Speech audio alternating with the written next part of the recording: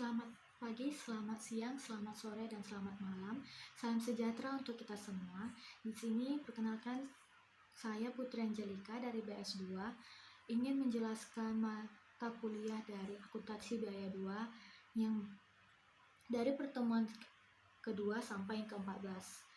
Izinkan saya untuk menjelaskannya.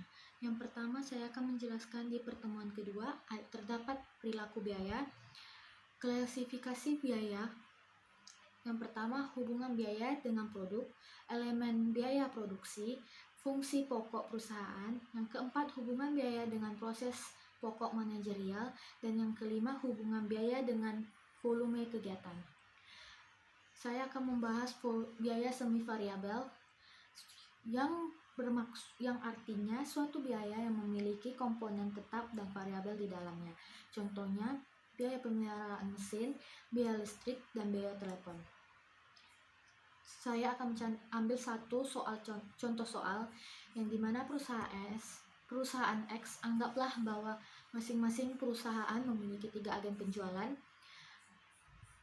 Masing-masing mendapatkan gaji sebesar $10.000 per tahun, ditambah komisi sebesar $0,50 untuk setiap produk yang mereka jual. Aktivitas yang dilakukan adalah penjualan produk jadi atau alat rumah tangga.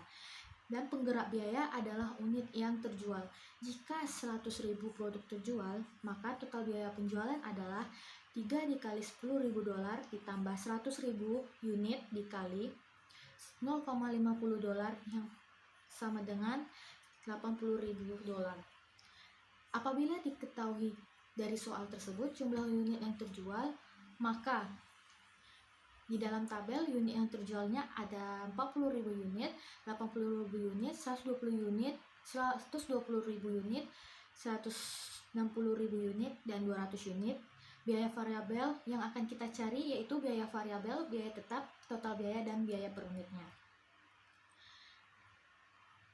Maka dari soal tersebut diketahui gaji $10.000 per agen yang termasuk dalam biaya tetap. Yang kedua, bonus $0,50 per unit yang terjual yang termasuk dalam biaya variabel. Kita akan mencari yang pertama biaya variabelnya yaitu 40.000 unit. Kita mencari 40.000 unit, 80.000 unit, 120.000 unit, 160.000 unit, dan 200.000 unit dikali $0,50 yang hasilnya $20.000, $40.000, $60.000, $80.000, dan $100.000. Biaya tetapnya yaitu $10.000. Yang ketiga, kita akan mencari total biayanya yang rumusnya biaya variabel ditambah biaya tetap. Biaya variabel sudah diketahui yaitu yang pertama $20.000, $40.000, $60.000, $80.000, dan $100.000 ditambah $10.000 yang hasilnya $30.000, $50.000, $70.000, $90.000, dan $110. Yang keempat, kita mencari biaya per unitnya, total biaya dibagi unit yang terjual. $30.000 dibagi 40.000 unit sama dengan hasilnya $0,75. $50.000 dibagi 80.000 unit sama dengan $0,625. Yang ketiga, $70.000 dibagi 120.000 unit yang hasilnya $0,583. Yang keempat, $90.000 dibagi 160.000 unit sama dengan $0,5625. Dan yang terakhir, $110.000 dibagi 200.000 unit yang hasilnya $0,55. Di pertemuan keempat membahas mengenai sistem biaya taksiran. Definisi biaya taksiran salah satu bentuk biaya yang ditentukan di muka sebelum produksi dilakukan atau penyerahan jasa dilaksanakan. Sistem biaya akuntansi produksi yang menggunakan suatu bentuk biaya-biaya yang ditentukan di muka dalam menghitung HPP yang diproduksi. Tujuan penggunaan sistem biaya taksiran yang pertama untuk menjadi jembatan menuju sistem biaya standar untuk menghindari biaya yang relatif besar dalam pemakaian sistem biaya standar, dan yang terakhir adalah untuk pengendalian biaya dan menganalisis kegiatan dan untuk mengurangi biaya akuntansi. Penentuan biaya taksiran yang pertama, biaya taksiran dapat ditentukan atas dasar masa lalu dari perhitungan dari rumus kimia atau matematis atau secara sederhana dengan taksiran. Yang kedua, biaya taksiran ditentukan pada awal masa produksi atau pada awal tahun anggaran. Di pertemuan kelima dan keenam, membahas mengenai sistem biaya standar. Biaya standar itu sendiri biaya yang ditentukan di muka, yang merupakan jumlah biaya yang seharusnya dikeluarkan untuk membuat suatu satuan produk atau membiayai kegiatan tertentu. Di bawah asumsi kondisi ekonomi, efisiensi, dan faktor-faktor lain tertentu. Sistem biaya standar, suatu sistem akuntansi biaya yang mengolah informasi sedemikian rupa sehingga manajemen dapat mendeteksi kegiatan-kegiatan dalam perusahaan yang biayanya menyimpang dari biaya standar yang ditentukan. Selanjutnya, manfaat dan prosedur penentuan biaya standar. Manfaatnya untuk pengendalian biaya, pedoman manajemen, analisis penyimpangan biaya. Yang kedua, prosedurnya, biaya bahan baku standar terdiri dari kuantitas standar dan harga standar. Harga yang dipakai sebagai harga standar dapat berupa harga yang diperkirakan akan berlaku di masa yang akan datang, jangka waktu 1 tahun. Yang kedua, harga yang berlaku pada saat penyusunan standar. Yang ketiga, harga yang diperkirakan akan merupakan harga normal dalam jangka panjang. Biaya tenaga kerja standar terdiri dari jam tenaga kerja standar dan tarif upah standar. Jam tenaga kerja standar dapat ditentukan dengan cara menghitung rata-rata jam kerja, membuat tes run operasi produksi, mengadakan penyelidikan gerak dan waktu, dan yang keempat, mengadakan taksiran yang wajar. Tarif upah standar dapat ditentukan atas dasar perjanjian standar dengan organisasi karyawan, data upah masa lalu, dan yang terakhir perhitungan tarif upah dalam keadaan operasi normal. Pertemuan ke-9 dan ke-10 yaitu membahas tentang perhitungan biaya berdasarkan aktivitas atau Activity Based Costing atau ABC. ABC adalah metode pembebanan aktivitas berdasarkan besarnya pemakaian sumber daya dan membebankan biaya pada objek biaya, seperti produk atau pelanggan berdasarkan besarnya aktivitas serta mengukur biaya dan kinerja dari aktivitas yang terkait dengan proses objek biaya. Manfaat ABC sistem memperbaiki mutu pengambilan keputusan, membantu mengidentifikasi ketidakefisienan yang terjadi dalam proses produksi dan membantu mengendalikan biaya terutama BOP.